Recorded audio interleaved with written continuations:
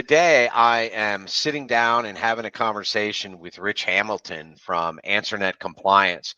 Talk a little bit about how compliance is affecting businesses out there in the contact center world, but also, and I think probably more importantly, how compliance is something that can be, maybe mitigated is the word. Rich, you're the expert here, but how you can get ahead of it, right? And not put your business and yourself in the problem of trying to go backwards and learn about it after the fact, right? Getting ahead of the compliance game as much as possible.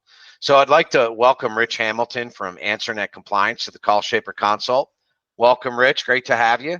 Yeah, thanks, Alec, for having me on. I'm excited to talk a little bit more about compliance. So kick it off a little bit. Tell us about what you guys do there at AnswerNet Compliance and how it helps customers. Very good. Okay, so my team, we have probably 3 different roles we play. One, obviously, internally for the AnswerNet family of businesses. We're going to make sure that internally, right, we're following all the policies and procedures that we've established, right? We're looking at the laws, the FCC, the FTC, the different states, and making sure that we internally have everything in place and doing checks and monitoring to make sure that we're, following all those laws. So that's step 1.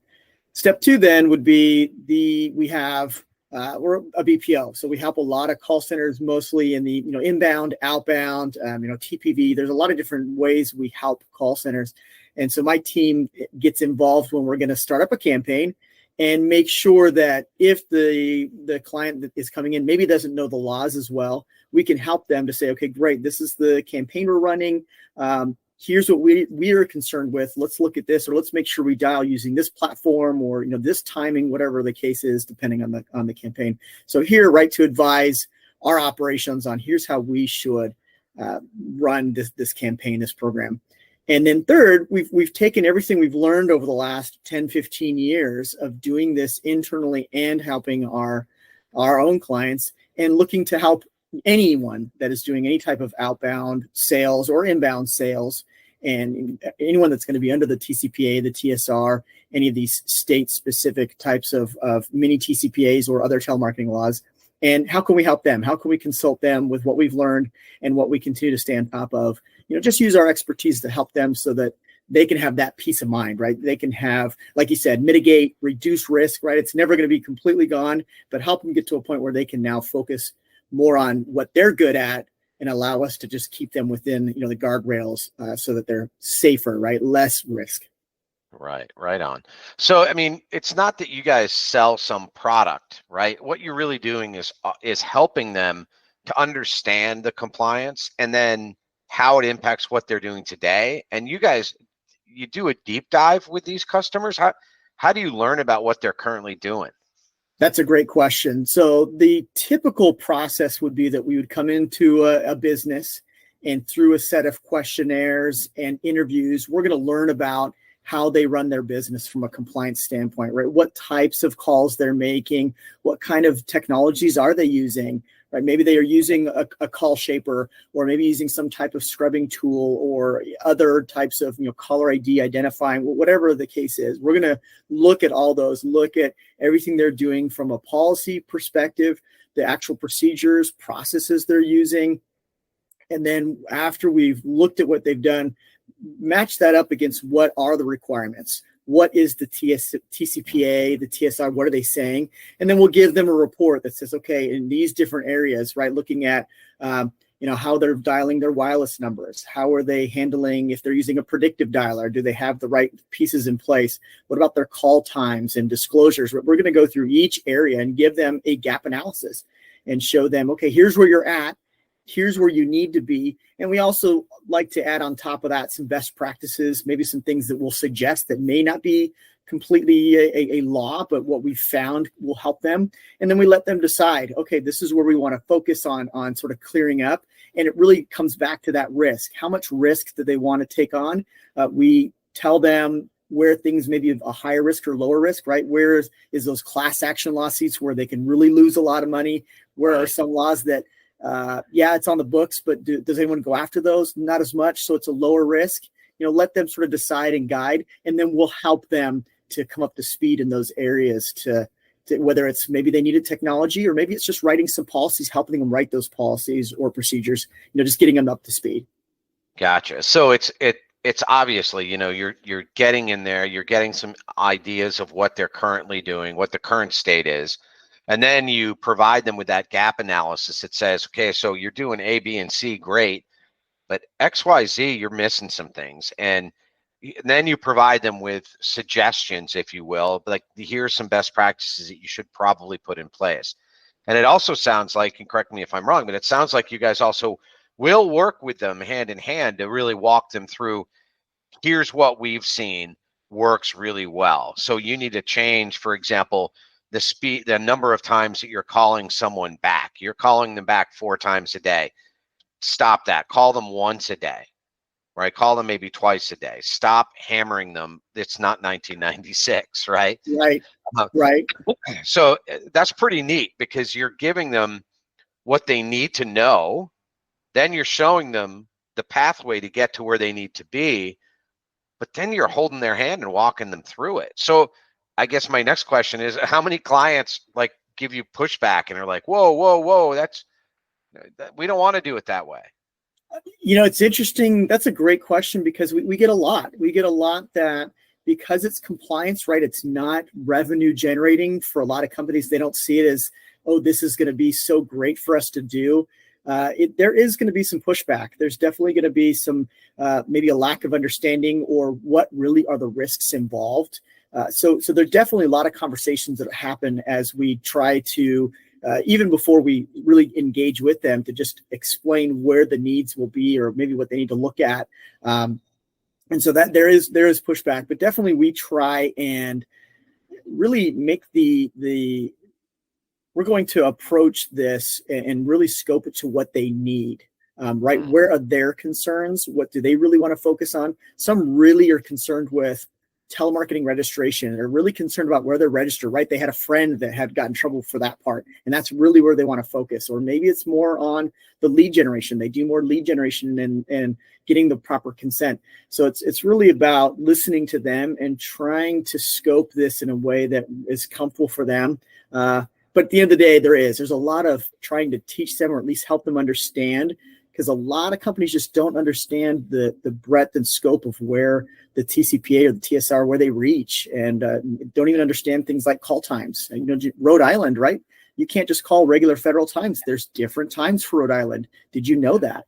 And that sort of opens eyes to, we need to think more into that. Right. Wow. I mean, yeah, I can only imagine. I mean, obviously, I talk to a lot of contact center owners and leaders, and it seems to me that many of them work really diligently to stay in compliance, but they're running a business, right? So the last thing they're thinking about every day is, well, are we calling people too many times, or are we breaking the TSR somewhere in our process? They're thinking about revenue and how to get more, but these regulations, if they interrupt the business cycle because you get a lawsuit, well, it doesn't matter what your revenue looks like, because there's going to be a vacuum cleaner from the government sucking that money out, right? Yeah. So, that leads me to a next question. Like, what are the issues that you're seeing with clients that you're working with today and recently? What are the issues that they're facing that they came to you concerned enough that they need this kind of help before, right? Because it seems to me you guys are much more of a, let's get this done before there's a problem, right? Rather than after, because after they really need, Troutman and Amin or Michelle Schuster, right? Exactly. Yeah, no, if it's already happened, there's not much I can do except for avoid the next time. Right. And you're right. Those attorneys are definitely going to get involved, which are much more costly. So what I've seen in the last year or two, and it really it matches what the government's been doing, what these regulating bodies have been doing. First one foremost is really, the definition of what is an automated telephone dialing system, right? What is these regulated platforms? Do they consider it an ATDS versus not an ATDS? Are we using pre-recorded versus non-pre-recorded messages? AI is now becoming, a newer thing. How do we look at AI, right? Because that's going to dictate how I can call, who I can call, and what I need to scrub. And so we've had several clients who come in saying, okay, we've been calling our customers and that's fine, but we now want to go out and actually let's try and get some acquisition, right? We want to now grow our business, grow our customer base, which means they're going to start doing cold calls. And I think that's when they start to realize, I need to now understand the laws a little more because now I'm talking to people that don't even know who I am and I can make them mad pretty quick. So that's definitely the first one is sort of that the ATDS and what does that mean? But it does, the acquisition, it leads into lead generation, right? So that's the next one or one that's probably just as important right now. There's been a lot of movement in the laws on lead generation and how can I obtain leads, whether I'm buying those leads from a third party or I'm generating my own website. There's certain language that needs to be used in order to avoid having to scrub different lists. So that's been the second one I've seen a lot of questions about, especially as the laws are changing and are continuing to change. We've got some big changes coming here up into next January, right? And where it's a one-to-one consent instead of what's been happening right now. And for some companies, that's a huge change. And, we can help them through that on what's the best way to approach that. A couple others that are more minor, but just back to D&C scrubbing. It's very interesting how many businesses don't have a clear understanding of what a D&C scrub is, right? That there's a federal level, there's a federal D&C list. Some states have their own lists. That a business should have its own internal list. So there's different lists, and you have to know for each campaign which am I going to scrub, or how often am I going to scrub, things like that. So that's definitely an area where we're able to help them write up those policies, set up some procedures so they're really staying on top of those timelines. And I'll say maybe a fourth one that is becoming more and more is this reassigned database. There's a reassigned number database is becoming more and more important. Maine actually just in the last couple of weeks passed a law where they're mandating that's happening, that you use it, right? And so we have to understand as a call center or as a salesperson that when I call someone that gave me permission to call their cell phone, right? We have permission to call that person, not the cell phone. And so if they switch numbers, which is now happening more and more, and I call someone else on accident, well, even though it's an accident, that's my fault because now we have this database that we can tap into and see if that number changed hands. And if it did, then we've lost our consent. And there's a lot of litigators going after that now. It's becoming very, very lucrative for them to try and to trap, us on the call center side. So, those are big issues I'm seeing right now that I get a lot of questions about. Yeah. Oh, I'm sure. And you just mentioned Maine, and then there's Oklahoma and Florida, and they're all passing their own versions of a TSR, and what is an ATDS for Oklahoma might be different for what it is in Alabama, right? And it's gotten, while some people might think like, oh, isn't it wonderful? All the states can have their own laws. Well, yeah, maybe there's some good things to that, but from a business standpoint that's trying to do business across all 50 of them, you have to have 50 different rules for 50 different states. It gets pretty complicated, and you start wondering, like, is the juice worth the squeeze here, right? So what with some of these things that have come up, I mean, what have you told the customers to be doing after you've met and worked with them? Is there follow-up that you do with them, or is it more of a, hey, Mr. Customer, here's what you need to be looking at weekly, daily, monthly, quarterly, what have you? So we have a couple different approaches. Definitely, we offer a ongoing monitoring process that we can do. And again, we scope this to whatever type of engagement they want. So you're right. We'll take a couple months, and we can do it in a couple weeks as well. It just depends on how big this business is. But we're going to try and establish that nice compliance program, right? Get them up to speed so they're ready to go. They feel comfortable, and that peace of mind. But laws are changing. Processes, even internally, are changing. And so you got to have someone that's watching those laws, updating your processes and policies, and making sure whatever was put in place doesn't break, right? We all know that these processes can break if one thing gets adjusted, and that's where we can step in. So we can engage at a very high level where maybe I have a client who I meet with their executive team once a week for an hour. So I'm really just there as an advisor. And if they want to do something different, they're going to ask me, hey, what do you think? This is our approach, and I'll give them some advice. We go deeper where we have a few clients where we are doing a full-on audit every month. We're actually reviewing their call records and sort of looking at did they scrub properly? Did the processes that we helped them put in place, are they using them, or did they break, right? Because there's timing issues. So did they scrub on time, or did maybe a list gets missed? So we will use some checklists, because there's daily, weekly, monthly, quarterly. There's different timings for different pieces we should be watching. So we offer that as well. So it really, depends on what the client wants us to do, how much they want us to engage. But I definitely think that's an important part, because it's not a one-time deal. This is definitely ongoing. The other way we can do it is, and sorry, Alec, the other way we can offer is we can offer them a sort of a checklist as well. So that it's a do it yourself kind of method, if they really think, oh no, I can handle this. Obviously there's a lot to unpack there. But I have had a couple that just didn't really have maybe the money, or didn't really want to have to deal with someone externally after that initial. And so I'll provide them a checklist and sort of give them some explanation, a little bit of training, and say, okay, here's what you got. Right. But then we're always here if they have additional follow-up questions. Now, Rich, is there a size of customer that you typically help, or are you just like, we'll help anybody that comes to us?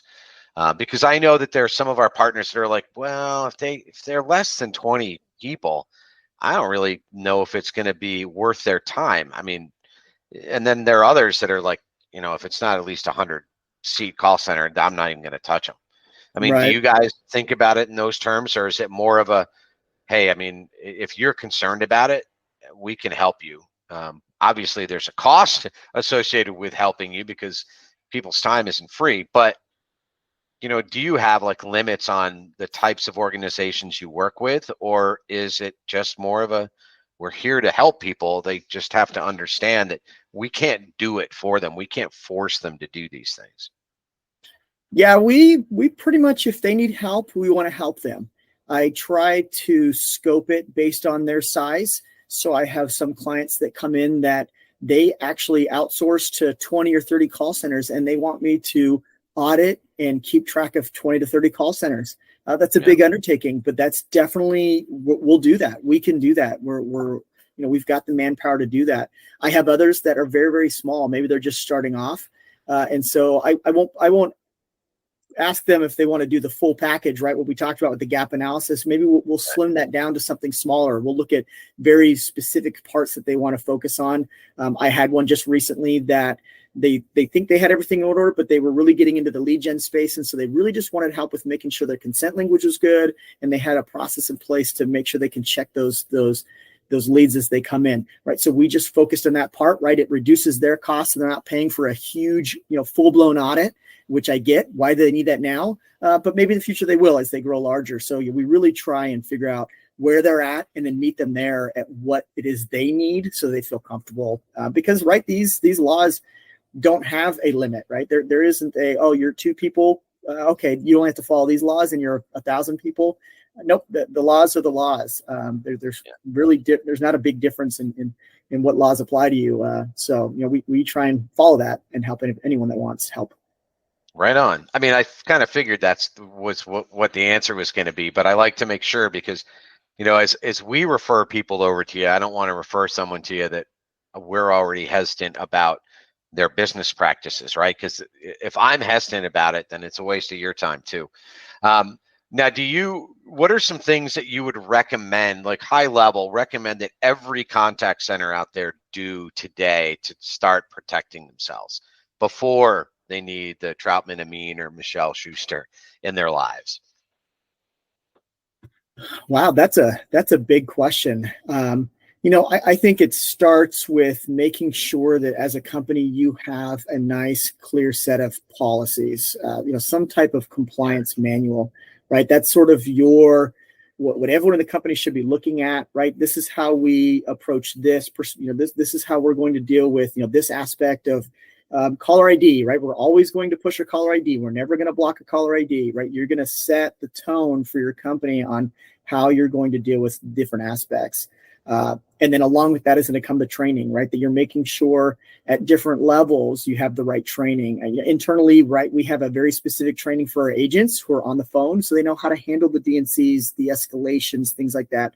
But then on a management side, we get a little bit more deeper and talk not just about scrubbing, but we talk about what is an ATDS a little bit, right? Not enough for them to be an expert, but so that they understand these words as they talk to clients or others, and they understand sort of what the environment's about. So training is a big one as well. And I would say probably just scrubbing, right? Scrubbing is really important to really understand what it is you're doing.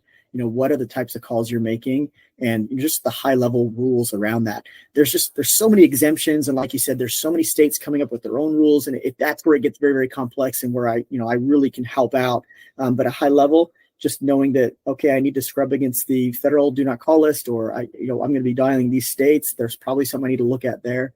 That's a place to start looking as well.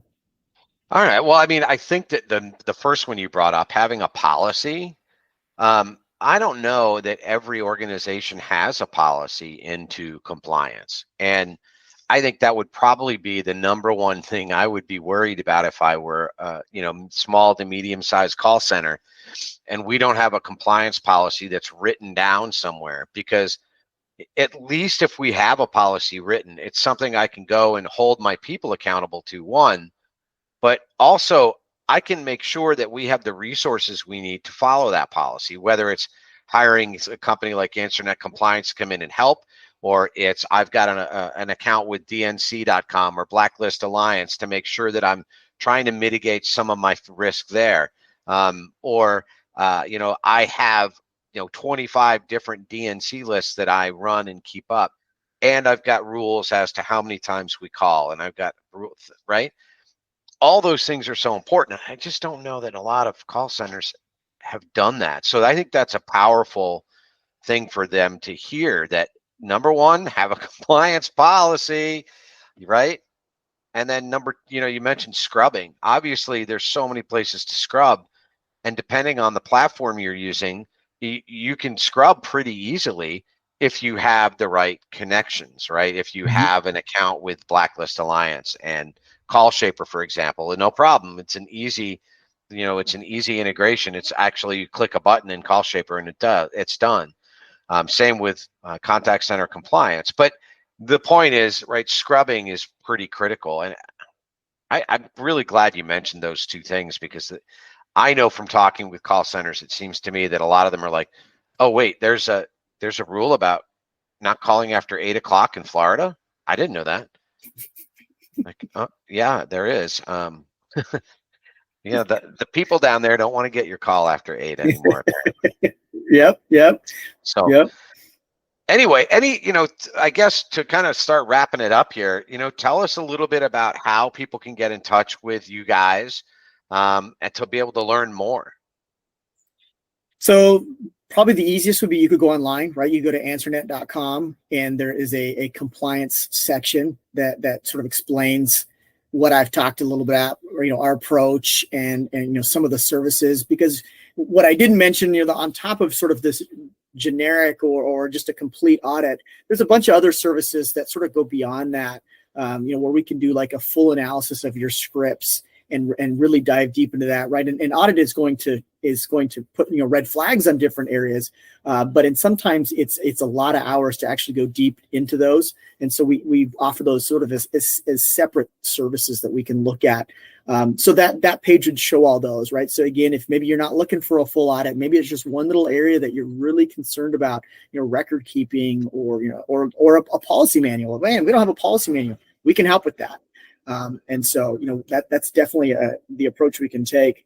The other thing is, you can always just email us. You can email us at compliance@answernet.com. That is how you can get a hold of me and my team. Or you can even email me at rich.hamilton@answernet.com. Those are probably the easiest way. And I love having conversations. I love at least just, learning about how a business is running and, see where we can help. I try and not push the, here's my solution and that's it. I really think it needs to be customizable. I really think every business is different. The laws are different and apply differently to everyone. And so it's nice to be able to sit down and really understand, what are your concerns? Where are you really staying up at night that really bothers you, that you really want to make sure that you can get cleaned up and not have to worry about. And then we'll step in and we'll work on those areas. And then we'll teach you about other areas that maybe you should be worried about, that we'll want to point out, because we're here to help. That's what we're here to do, is, really here to help, because I've been in this industry, and Alec, I know you have, right, for a long time, and that word telemarketing just has such a bad connotation. And, there's a few bad players out there, and man, my goal is really to help, so that telemarketing word, right, then when people hear that I do telemarketing, well, no, I mean, we're trying to sell products and services to people that we think really need the products and services. We're not trying to, robocall the person 100 times a day and just really pester them. And that's what I'm trying to do, is stop those bad players by either teaching the good players to do it better, or even teach the bad players how to do it the right way. But we can't always stop them all, right? Right. Well, I think it's really cool to what you guys do, and it's so important right now, with all the new regulations coming in, and we know how government gets, right? They're just starting now. Once that snowball starts going downhill, it only picks up more snow. And, that's what the government's really good at, is adding more snow to the snowball coming downhill and rolling over you. And so small businesses that really, they don't know what they don't know, right? Right. And to have a resource like you guys, honestly, I mean, it's God's work you're doing to try to help these small businesses from getting into the position where they get a lawsuit and they're like, but I didn't do anything. I didn't do anything wrong. And maybe they didn't, but maybe they learned a little bit too late that the state of Oklahoma passed a law that just said what they were doing is now against the law. Yep. And you didn't know it, right? And your job, and you're thinking, I'm running my business, but having someone like AnswerNet Compliance in your back pocket when you need it, heck, it's an important resource. And, I would say to those folks that are watching this that don't know if they don't have a compliance plan, reach out to Rich. Just talk to him, right? The worst thing he's going to tell you is that, like, oh my God, get ready, you're about to be sued. That's as bad as it's going to get, right? Because if you haven't been sued yet, right? But I really appreciate your time, Rich. It's been great chatting with you. And then for those that are watching this, we'll have Rich's contact information flash up on the screen afterwards. And then, reach out to him, reach out to the team at AnswerNet Compliance. They're here to help. And there's no time like the present. I mean, do not wait, right? If you follow what's going on in the world, it's only going to get harder. So if you wait, well, you better have a big sack of money ready to pay those attorneys. Let's just put it that way. Yep. Let's try to avoid that. Thanks so much, Alec, for letting me talk with you a little bit about compliance. You bet. It's been great. I really appreciate it.